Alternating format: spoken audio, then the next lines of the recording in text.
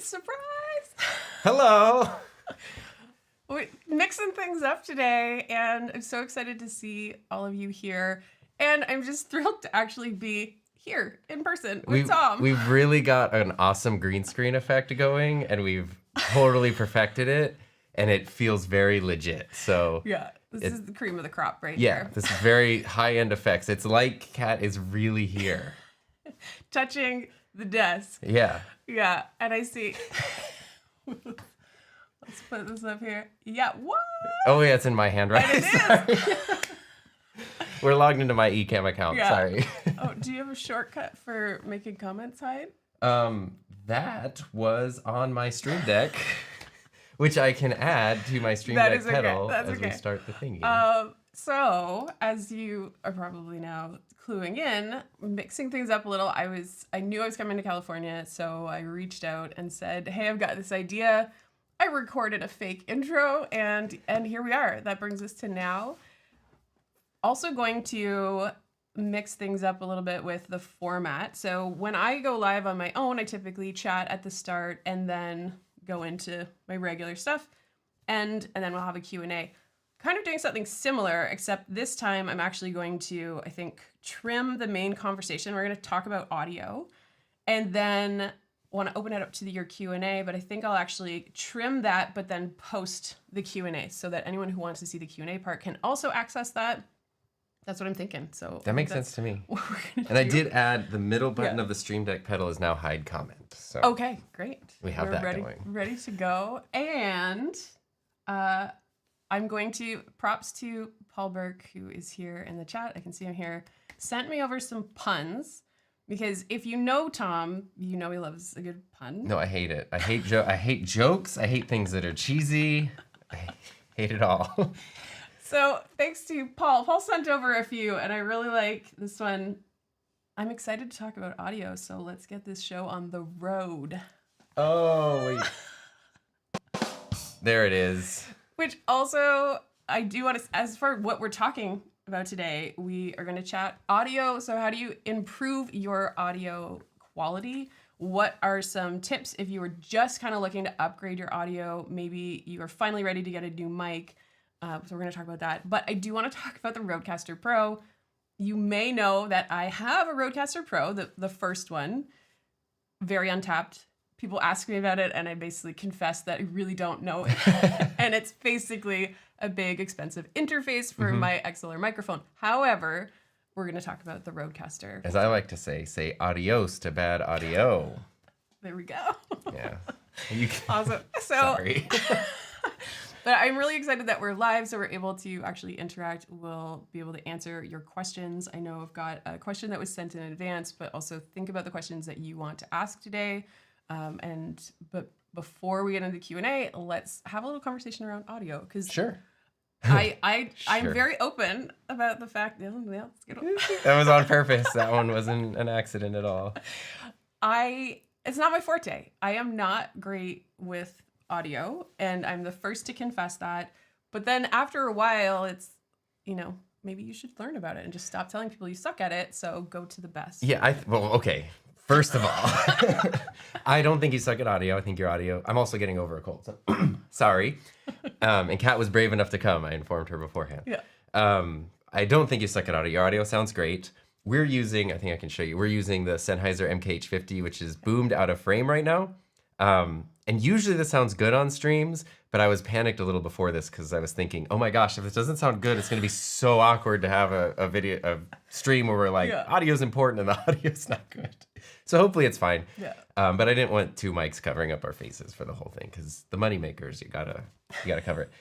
And the second part of that is I love audio, but I definitely don't consider myself an expert, and I'm not like a professional audio engineer. But I think that does help try to look at it from like the normal person's perspective. Yes. Because not everybody wants to be a professional audio engineer, and you want good audio as easily as possible, because when you're doing anything related to video, audio is like 60% of your video. Oh, yeah. And it's so easy to overlook. Yeah. Well, and one of the things I talk about a lot is being on virtual calls, being live presentations. And if you have bad audio, that will completely destroy. It distracts completely. Whether that's crackling. I'm thinking of actual experiences where I've been on a call with someone where they have crackling microphones the whole time, and I can barely pay attention. Or if someone's got things in the background, or some people don't. They just don't realize that motions they're making or moving things around near their microphone are Oh happening. my God. So there's that, just distracting audio. But when you are trying to stand out and level up, you want to also sound good. And it's noticeable. If someone is using their built-in mic and maybe they're in a big room, it's really hollow, versus as soon as you start to upgrade, there's a noticeable difference. I was listening to a podcast yesterday where it was a relatively new podcast and it was good overall, but the host was using something like this. It's like a fidget cube. And they had mics like these where they're right next to him. And so the other person was talking. I could tell the host was trying to be really quiet, but I just heard it. And I was like, for the love of God, please stop doing that. Yeah. And obviously didn't realize what he was doing. And I hate crazy busy backgrounds with lots of colors and stuff on the walls. So definitely. All right, so let's dive into people who are just looking to start to upgrade their sound. They maybe either are moving from a built-in, or they have a microphone, but they realize this is not the right microphone. Okay. So what is your advice? What do you recommend to people who are just kind of looking to level up? Yeah, so the first thing, get a microphone. I don't even care what one. Go to Amazon, USB microphone, sort by cheapest, and just get it. Like, it will be probably better than the built-in thing. So that's step one. If you've done, and there are actually like surprisingly great options in the like $30 to $40 price range. There's a company called Fafine, which makes microphones that sound more than Fafine to me. They're surprisingly great. And so that's like a cool place to start. Yeah. A lot of times though, you might find yourself going, okay, maybe I could sound a little better. Or some of those really, really budget microphones have weird features, like they might be missing a headphone jack, or they might have a cable that doesn't unplug. So if the cable gets messed up, the whole microphone's kind of broken, and you want to kind of like level up a little bit from there. My first piece of advice for someone who wants to keep it simple is to go with a USB microphone, which used to be something I would avoid because they sort of just had a bad reputation. Mm-hmm. But USB microphones now have gotten super good. And so I have two specific recommendations, which I have video about on my channel. Awesome. This is one of them. Believe it or not, it's a Rode mic. I don't know if anyone would know about that. This is the Rode NT USB Plus. Okay. And they have a mini as well, right? They do have a mini.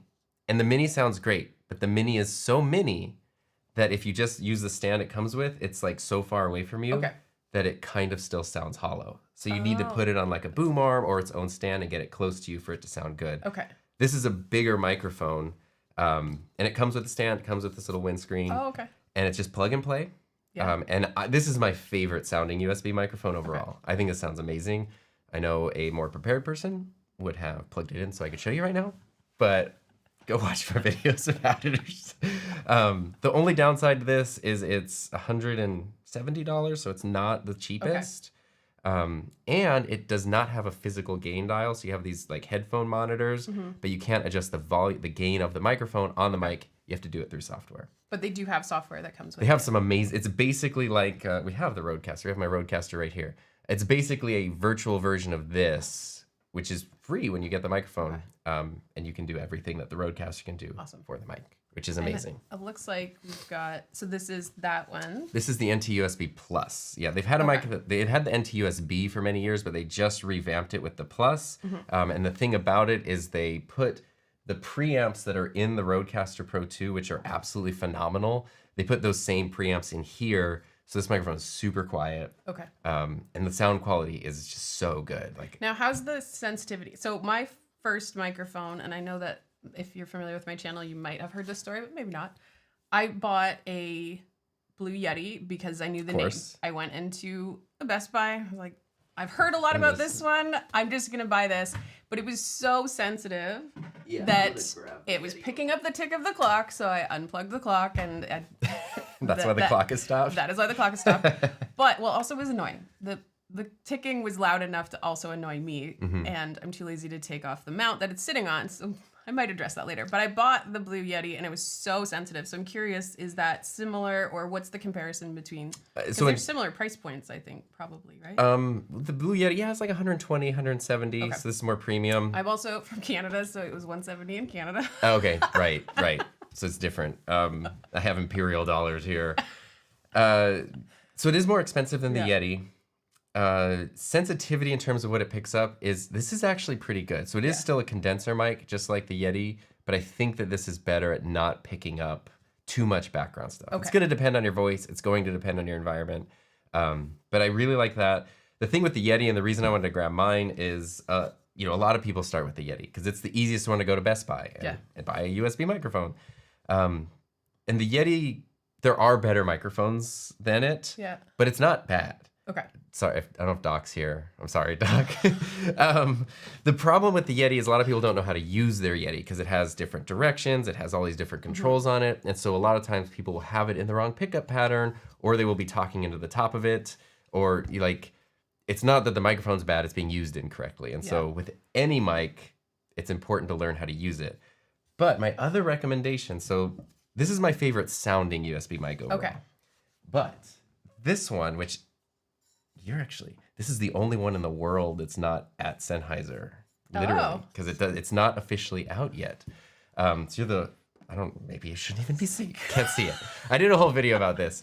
Are you gonna get a lawsuit here? No, what's going on? This microphone should be available very, very shockingly soon. Okay. I did a video on this on my channel a while ago. This is the Sennheiser Profile, and it's Sennheiser's first real USB microphone. Okay. Price point is $130. Okay. And it sounds great. I prefer the sound quality of the Rode a little bit over it, but the Sennheiser is if I didn't know about the Rode, I'd be like, this is my favorite. Okay. And it's less expensive. And the beauty of this one is it has full manual control. I don't know if I can whatever. We got two, now we're now it looks like it's one of those it's still thumbnails. Blurry. I just can't see how blurry it still is. Okay. The thing about this is physical controls for everything. So you have gain, you have mute, you have headphone volume in your monitor. So there is no app. So it solves the headache that the Rode has. Okay. This will work with software, but there's no dedicated software for it. What are your thoughts on the stand? Would you put it? Can you take off the stand and would you put it on something else? Yeah. So the $130 version comes with this little stand, which is really short. So I would recommend it. Just unscrews. Oh, okay. Normal mic mount on the bottom. There's a $200 version that comes with this really cool little Sennheiser boom arm. Yeah. Which is nice, but it'll fit on any other boom arm, any other stand. Getting your mic, whatever it is, close to you, as we speak into a microphone that's not close to us, is always going to sound better. So to answer your question from 4 hours ago, the first step, leveling up your audio, USB microphones are shockingly viable. And if you want a simple workflow, the easiest way to go. If you're not going to be using more than one microphone on a computer, there are some Rode mics where through Rode's app, you can actually use multiple USB mics, but they have to be very specific Rode mics. So if you're thinking about interviewing people and wanting separate audio sources and microphones, I would just recommend with a USB. Yeah, I would say don't do the USB thing. But if you were just yourself doing presentations, doing work calls, doing one-person live streams, USB mic's gonna be your simplest audio, plug and play. My two favorites are the Rode NT USB Plus and the Sennheiser Profile. Also, it's got a smaller profile. So now this is also a condenser. It's a condenser, and it just sounds So I don't think I was supposed to go into too much detail about this, but the microphone itself is new, but the capsule that's in it may or may not be a capsule that is from other very well-regarded microphones that have been around for a long time. So the capsule is the most important part because that's what's actually picking up your sound. So the mic's new, but the most important part, still German-made, excellence. And these come out really soon. I can't say specifically, but super soon. So soon that if you're thinking of getting one, I would definitely wait a little bit. Okay. Because I think these are going to be super popular. Okay. For USB mics. Nice. And so those are my recommendations for USB mics. And so if you're getting a USB mic, obviously you love these. What are your thoughts on a USB condenser mic versus a dynamic mic? That's a great question. So condenser versus dynamic, it seems like a lot of USB mics tend to be condensers. And there's probably a scientific reason for that I don't fully understand that has to do with the power they get and stuff. Generally speaking, very generally speaking, a condenser mic will probably pick up more environmental tone, but it's going to maybe be a little more sensitive and be more forgiving if you're not right next to it. Yes, yeah. A dynamic microphone, actually I don't even have any, oh no, here's one. I have the Q9U. A dynamic microphone will be better at rejecting unwanted noise, but is going to sound the best if it's super close to you. Yeah. And a dynamic microphone, well, okay, to answer your question, USB mics tend to be condensers. There are some dynamic ones. Yeah. So that's probably as far as we need to go for now. Also, this looks like a better looking Samson mic than I'm used to seeing. Am I just this is the attention? Q9. Is that that's a dual? This is the Q9U, and I brought it out because it's an XLR and USB combo. So it's both. This has been out for a while, but it is, clearly they were going after the SM7B here. Yeah. But it's a good looking mic. It's a good sounding mic.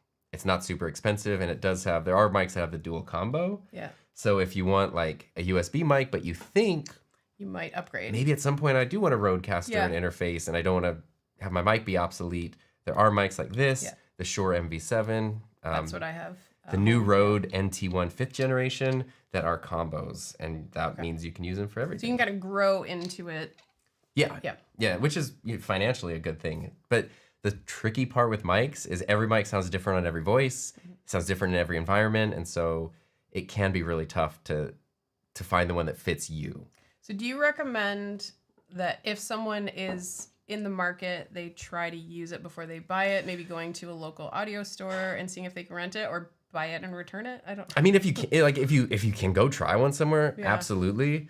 But if you buy from a place that has a good return policy, if you're buying a Shure mic, a Rode mic, a Sennheiser mic, like, it's probably gonna sound pretty good. Yeah. It might not play well with your voice. The pod mic is the biggest offender of this. It's a great mic. It's a $100 XLR microphone, but there are some voices that it does not work with. It has like a really specific frequency response, and some people sound amazing on it, and other people it's like hard to listen to. And so you might not know that until you get the mic, and you're like, oh, I don't like this. And so if you buy from a place like that has a good return policy, I never like it when it's like I'm buying this with the intent to return it. But if you're protecting yourself as a consumer, that's cool. Yeah, that's true. Buy from a legit place. They'll let you return it if you don't like it. Yeah. And you should return it if you don't like it. Also, don't get stuck with the sound that you can't stand. Yeah. Is there something, I know this is going to sound abstract and you might not have an answer for it, but is there something to listen for?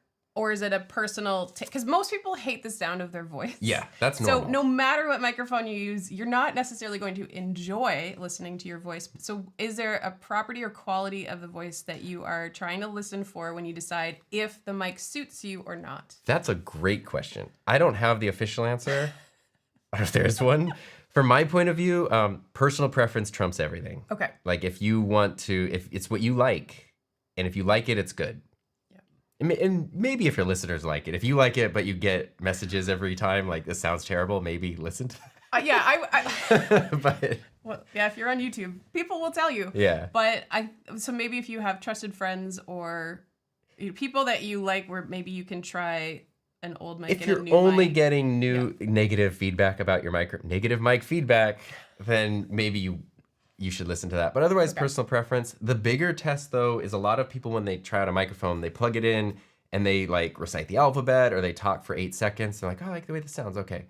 Nobody's listening to you for 8 seconds. Like, you need to record for an extended period of time and listen to it back and see if you start getting fatigued. Because some mics sound great, but after you listen to them for 15 minutes, 20 minutes, or if it's a podcast, like an hour or more, you realize like, oh, this is so hard to listen to for a long period of time. And I think that's a tricky thing, is to use it a long time and listen back for a long time. Yeah, no. Most people do not like to listen back to themselves for a long it's awful. time. It's the worst. If you ever have to edit a video where you have to listen to yourself, you will experience that. Okay, I'm going to... and I see a comment. There's lots Kat's of voice questions. is much quieter in the stream. Funny, because they're talking about microphones. I know. Well, it could just... Yeah, maybe that's... Yeah, I could maybe try the positioning secrets. it. I have a cold. Our mic's over here. Like... You know what? Just yell into the microphone. Yeah. So I have a question around it. No matter which mic, dynamic or condenser, it's always better if you can get closer to it. Typically, yeah. As a person who is highly sensitive to sounds, how do you deal with any tips for mouth noises? Yeah. As a personal pet peeve, if I'm recording something and I have to listen back, if I hear mouth noises, I cringe. I think I have misophonia, where there's certain sounds that just I can't listen to someone chewing. It's just so curious if you have any advice on that for a microphone standpoint. The cool thing with all of these problems is audio has been around for a long time, and so whatever problem you're having, someone else, probably many people have already had it and found solutions for it, and that's the cool part. So for what you're talking about specifically, ultimately it comes down to technique. Is your best line of defense. There are software applications and plugins like declickers where you can kind of get rid of some of that sorry, but you can get rid of some of those sounds because a lot of people will talk and if they pause for a second, they kind of go, and the next thing they make a click before they talk. I've done that, yeah. Actually, no, I think my problem is more gasp. I'm working on it.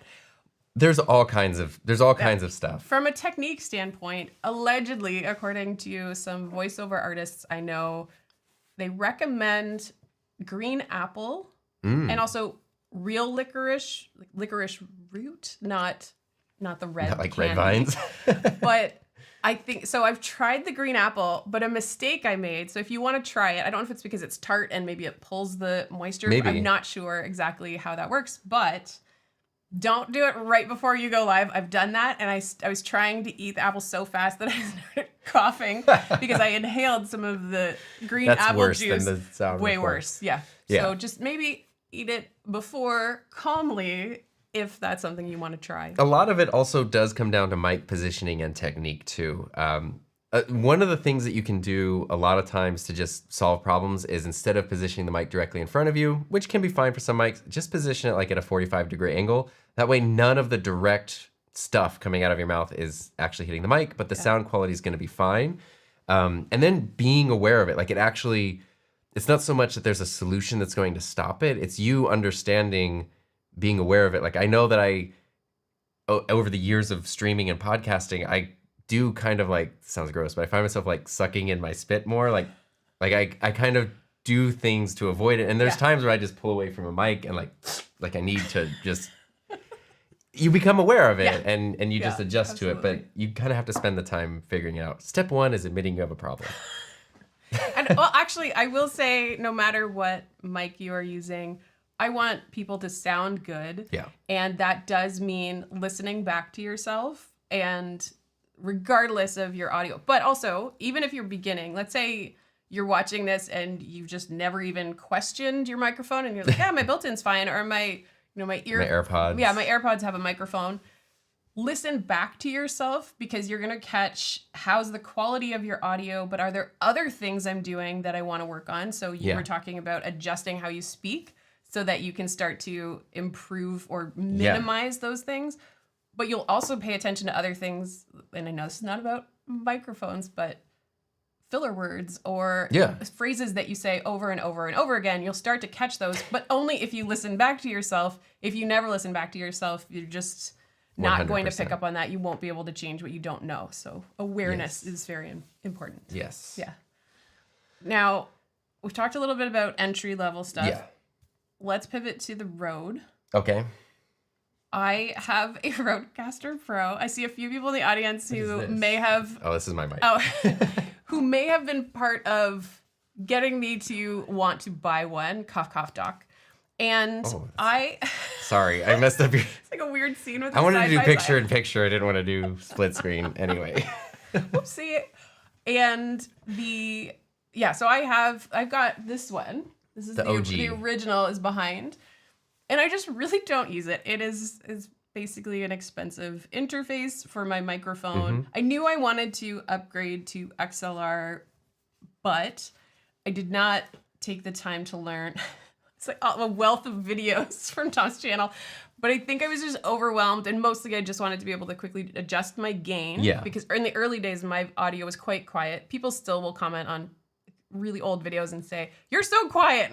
Yeah, I'm so scared of clipping that I still to this day sometimes have too quiet audio. Maybe even right now, because I'm so scared of clipping that it's just a thing. Even though I use the meters and I check everything, I get scared. Now, when you say clipping, do you mean That's where it sounds so loud it kind of sounds distorted. Okay. And there's no way. Essentially, what's happening is if you look at broadcast meters, the meter is going the waveform is going so high that the top's actually getting clipped off. Like it can't even fit into your thing.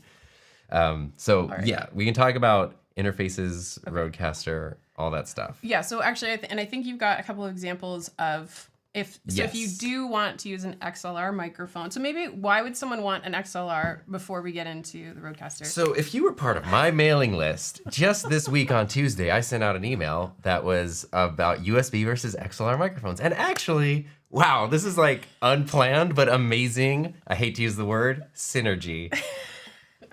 If you go, sorry, we could end the stream. I took that email because I really liked it and I made a blog post on my website. Yeah. So you can go to himynameistom.com and kind of see this. And the reason I bring that up is not shameless self-promotion. I promise I'm full of shame. That's okay. I'm featuring you on my But screen. it has pros and cons of USB XLR mics, like in bullet points. So that might help. XLR microphones. The reason that they are excellent and what they excel at is that there's like the insane variety that you have is ridiculous. Okay. At every price point. It's exponentially greater than with USB microphones. They tend to be more timeless and durable. You can get cheap ones that might break after a few years, but there's a reason you can go get a 60-year-old XLR mic, plug it into the Rodecaster Pro 2 and use it, and it sounds great. So the mic itself is really durable. They tend to be. I can't say everyone is newer, but some of them tend to be. A lot of them tend to be. And because they sort of run on this universal format of the XLR cables, inputs and outputs, the compatibility is great. Like the thing with the Blue Yeti, like mine's old. I don't know if they've changed this, but this uses a mini USB plug. I don't know where to get a mini USB cable. So the mic still works, but it's kind of limited between. Sometimes the I/O of a USB mic can become outdated over time. It may take a while for that to happen, but that's the thing to keep in mind. Whereas with an XLR mic, that's never going to happen. So you end up with more versatility, more options in the microphones. You also end up with, if you want to have multiple microphones at once, whatever your mixer or interface has, however many channels, plug in that many microphones and you're fine, for the most part. And so those are huge benefits to it. And then, so this is, I think I may have said this on one of my streams, but if you have an XLR, it goes into an interface, but then that interface gets plugged in by USB. Yeah. So is technically everything a USB mic in a way? In a way, the interface is kind of adapting an XLR mic into a USB mic. Yeah. Because no computer has an XLR port in the back that I'm aware of, at least. So yeah, you're totally right. It's taking that signal and it's adapting. And does that degrade the quality at all? I mean, not as far. You know what? There's probably someone out there who's like, I've been doing this for 45 years, and through my scientific testing, for humans, no, it's fine. Okay. You'll never notice a problem. And it sounds great, and especially, with everything that's modern. Like if your computer is 5 years old or newer, everything's gonna sound great. Okay. Yeah. So interfaces. So if you have an XLR mic, or if you buy one, you will need something in between your mic and your computer, because as Tom said, you cannot plug XLR into your computer. Something to help the mic interface with your computer. When you are making that choice, what do you recommend? So again, perfect synergy. The video that I have coming out next week is titled, "Is the Rodecaster Pro Really Worth It?" Okay. And it's not a clickbait video. Half the video is me saying why you don't need a Rodecaster. So I promise it's not just like, it's only worth it if you actually care about your audio or something like some sassy. It's not that kind of thing. So there's a thing where it's like a lot of it comes down to budget, really. Budget and simplicity. So like my wife Heather, like she does not have a Rodecaster. I have a Rodecaster that's sitting here not being used. It's a decoration right now. So I've had people say one step below what I'm using it for. But I've had people say like, yo, why don't put that in Heather's office? Like, why don't... She doesn't want it. She doesn't want to deal with it. She doesn't want the complexity of it. It has nothing to do with budget or anything. She doesn't want the Rodecaster. So there's that part of it. And then budget is another part. Sometimes people don't want to spend on the Rodecaster Pro 2, $700. But some people are fortunate enough to not have to be constrained by budgets.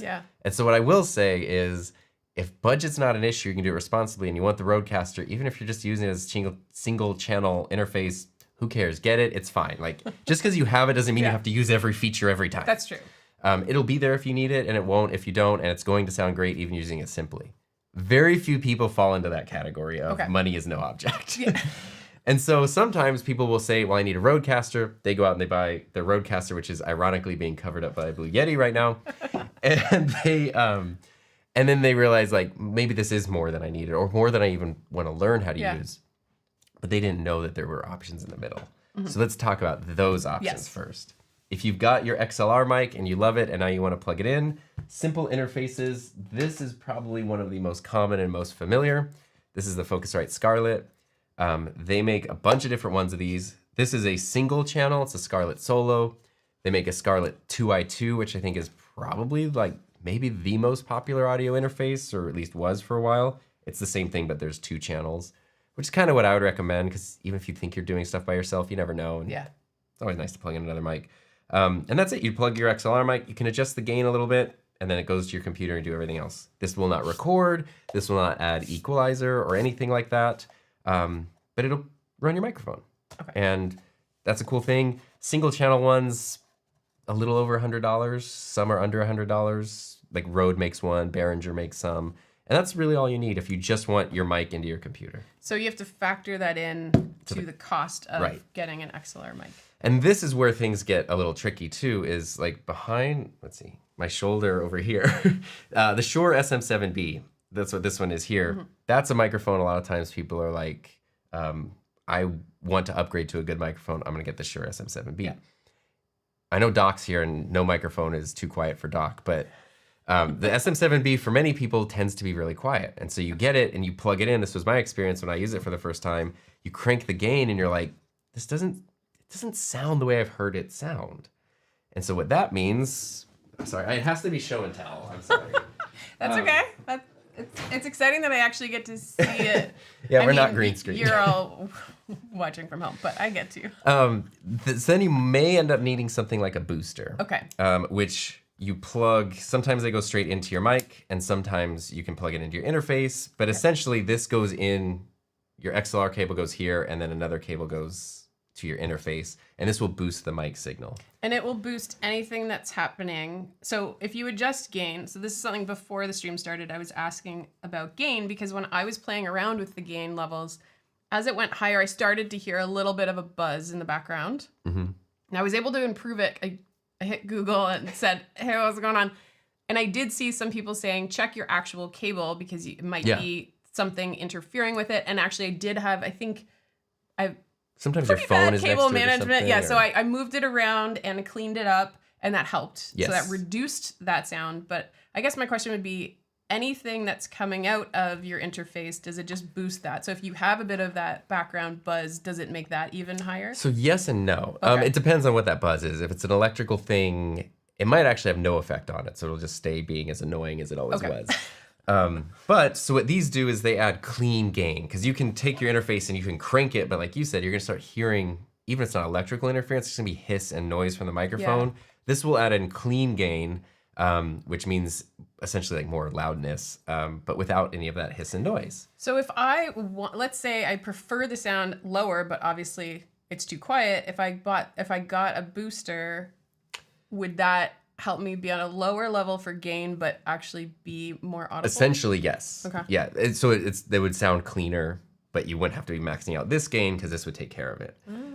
So something like the Shure SM7B oftentimes gets run through these. Yeah. Because most interfaces don't have enough gain built into them. Now, this is a problem that's started to go away recently. It's one reason why the Rodecaster is so great.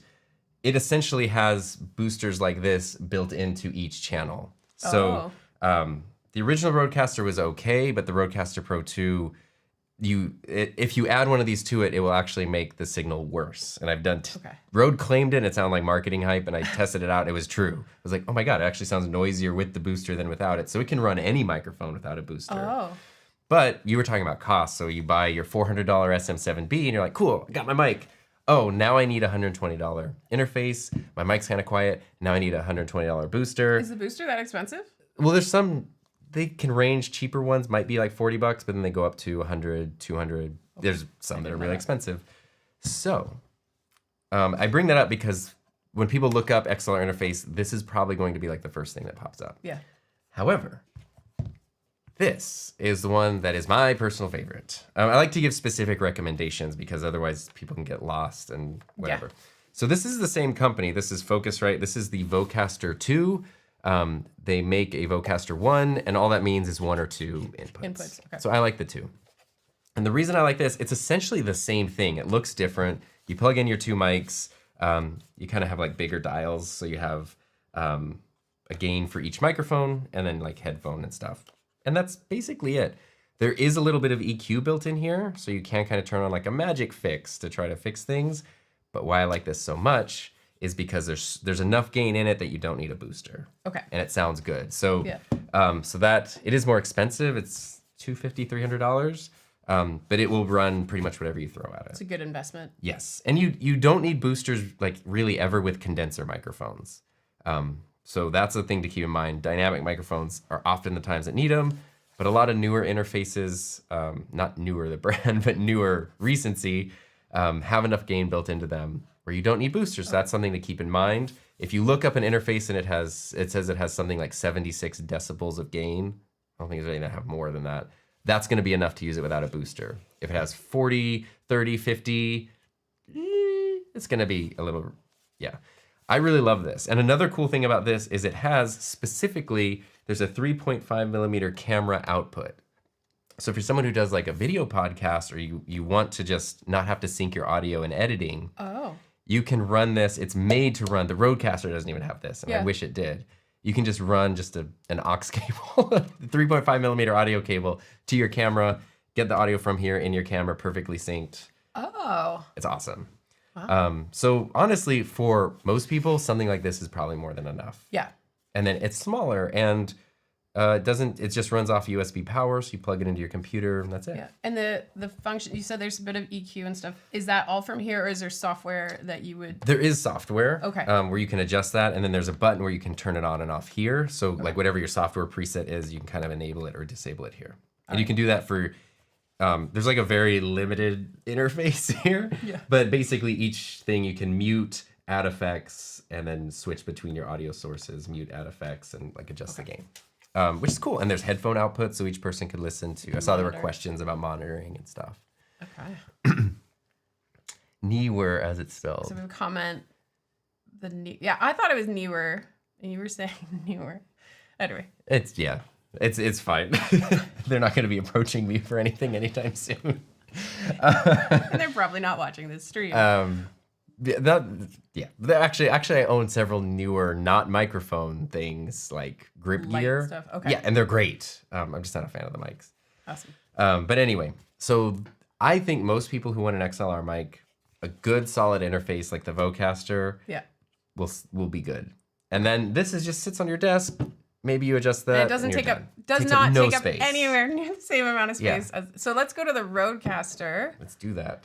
And okay, sell me on what I have sitting at. I know I don't have the Rodecaster. This is the Rodecaster Pro 2. Yes. I have the old one, the OG over the shoulder. Yes. But what can both of these do? So what's the untapped potential that I really just have not explored for yet? any Rodecaster or the Rodecaster Pro 2? Well, let's start with the one I have. Okay. Yeah. Right. How can this is just a consulting? He didn't realize I was just really just wanted to consult. So you can Venmo me after. What am I missing out on with the original? But then we can also say, okay, why would you maybe consider a 2 instead of the original? It's like you read the script for my video that's coming out this week. I did not. So what I will say is your audio always sounds great. So you might not be missing out on anything with the original because it's doing a good job. The biggest strength to the Rodecaster, either one of them, or any of the similar things like the Mixcast or the Zoom PodTrack, is multiple microphones. Okay. So that's where they really come in handy is, are you connecting multiple mics? If not, then it doesn't really matter. But if so, they're amazing. Or other audio sources. So maybe you want to bring in audio from your computer. Maybe you want to plug in, I don't know, some other thing, an iPod, a Zune, and get audio from that. for some reason. A Zune. You can do that. The Roadcasters do make it easy to do calls. So if you want to do like Bluetooth a phone call in or something, they do make that easy. Some people do like a Google Voice number for their podcast, and they do like an old school radio show, like call this number and do a call-in show. I don't think that's something you're missing out on. Yeah, though. no, I'm not doing one of those. The built-in EQ, the original Roadcaster, you can go in, you can adjust some of the effects and fine-tune things. I have done that. Props to India Delgado. Yes. Help me with that. I just said it and then I haven't looked back. Yeah, once you said it once, you don't really need to do it again if you're not changing anything. That's a huge thing. And then a big one is onboard recording, which I don't think you're using a lot, but I use constantly in the Roadcaster. So none of these interfaces can record on their own. They have to be plugged into a computer. Okay. The Roadcaster, you honestly never need to connect it to a computer if you don't want to. It could be a totally standalone thing. Yeah. Full disclosure, when I bought it, I thought, if I want to start a podcast and interview guests in person, this is perfect. I have never done that. Right. I mean, we all have those dreams when we buy gear. This is going to enable so much. Yeah. So those are really the big things. Yeah. Mixing multiple mics, being able to EQ stuff, onboard recording, and it's a good interface. Okay. And then the 2, why is this just topping your list? Why is this so exciting for you? So this addressed the few complaints that I actually had with the original. I didn't have many, but the biggest complaints that I had with the original was the clean gain. I was finding myself using boosters with it. There's 4 mic channels. I oftentimes did use different mics, so that means now if a booster's $100 and I need 4 boosters. Oh yeah, I didn't even think of that. Okay. So depending on what mic you use, that could be a big deal. You don't need it. It sounds amazing on any mic without boosters. The other thing is the headphone preamps. So when you listen to your headphones in the original Roadcaster, there's a bit of hiss, but that's not actually in the recording. So the good news is your recording, your output is better than what you're hearing. But it will also drive you insane when you're listening and you're like, wait, so you're always like, oh yeah, that's frustrating. I need to do test recordings and do this to see what it actually sounds like versus what I'm hearing. Whereas these headphone amps sound like exactly what is being recorded. Okay. So to me, that right there those were my 2 big complaints, and it solved those. Then it took things further in some really cool ways. And I know a lot of people here are pretty familiar with the Roadcaster, but the EQ in here is pretty awesome. So you can do, like right now we're using a really simple EQ, but I can go advanced, and then there's so much like granular control. I don't want to change anything right now. There's so much granular control we can put on everything. In addition to, like, as you can probably see, this interface is better. Like the way that the touchscreen works, the way that everything works, the graphicness, the graphicness, the visual of it is just better. But the EQ itself is better. You can go in more depth. It's higher quality. They didn't just take the same EQ and move it over. They like actually rebuilt everything from scratch. And so it works significantly better. And I like that. I don't use a lot of EQ, but like I said, you can save presets on board the Roadcaster. So if you get yourself dialed in, you can save it as like cat preset, and no matter what mic, you just enable that and it's all there. So if there's someone watching, and maybe myself, how do you explain just the concept of EQ to a new person? Right.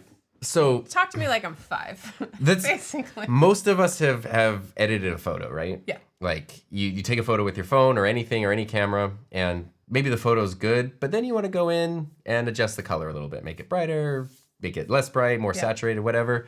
That's essentially what you're doing with your mic signal. Is when you're adding EQ. You have your mic's gonna get a signal. It might be great, but maybe you want to add more low end, add more high end. There's some EQ that can help get rid of like background hiss or background noise a little bit. Maybe that's it. You're just sort of like adjusting the signal to your preference. This is an aside, but this is my stream, so I'm gonna do it. Have you used it's I think still in beta, the Adobe Podcast software?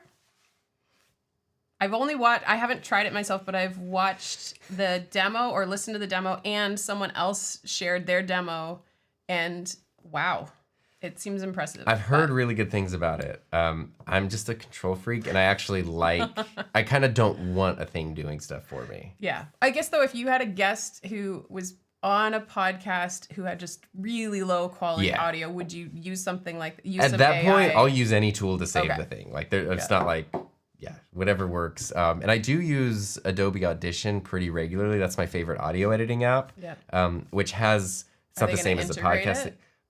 Well, it's already had some pretty Okay. like smart things for a number of Right. years that are amazing. And so Let me see. I'm gonna post. I know we haven't posted a lot of comments here. yeah, I assume this is about the Roadcaster. the Adobe podcast. Oh, the podcast. Yes. Yeah, podcast AI. You wanna hit that pedal? Look at that. There we go. This looks like I have like a vape on the desk or something, so I'm just gonna move that. Not that there's anything wrong if you're somebody who enjoys a vape, but it's just like I didn't want to give confusing. I'm gonna shut up now. Look, it's the Roadcaster. Awesome. Okay, so I'm seeing we're around 45 minutes, and is there any before we go into Q&A? Is there anything that last words or advice that you want to give to someone who just really wants to sound good? Is there anything else that you haven't said that you think would be helpful? Yes, it's super easy to become overwhelmed.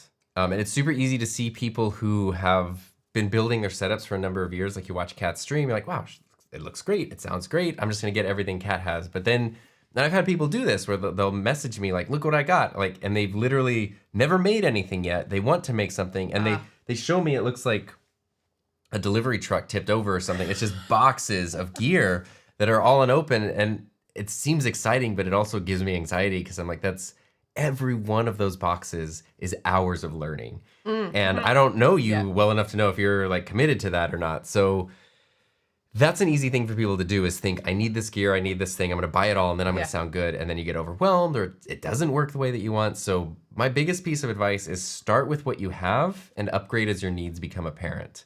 If you're trying to improve your audio, you might not have anything. So maybe that means getting a simple USB mic and then really learning to max out what you have to its fullest potential.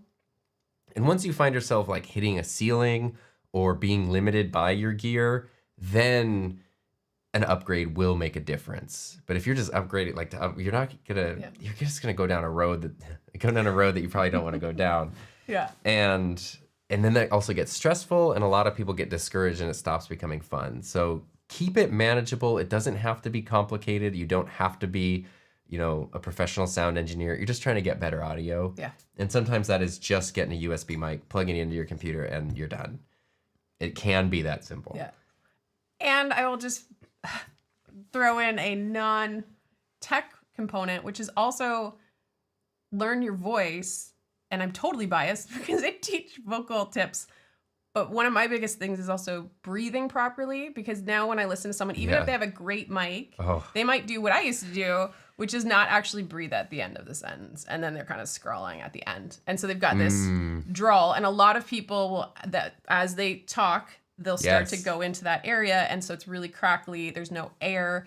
It's making sure that you're breathing. And I know that just... I drive myself insane editing videos because I usually speak in like bullet points or like sound bites, and they always start off louder. So I'm always like, the Vocaster 2 is an awesome audio interface that will let you connect microphones to your computer, and then through that you can use XLR microphones, and I can see the waveform loud, and then it like, and it's really hard to EQ that because I'm just like, God dang it. Like, yeah. So technique is also important. Yeah, learning your gear and learning your technique, how to use your gear, will get you so far before you're limited by the gear. Amazing.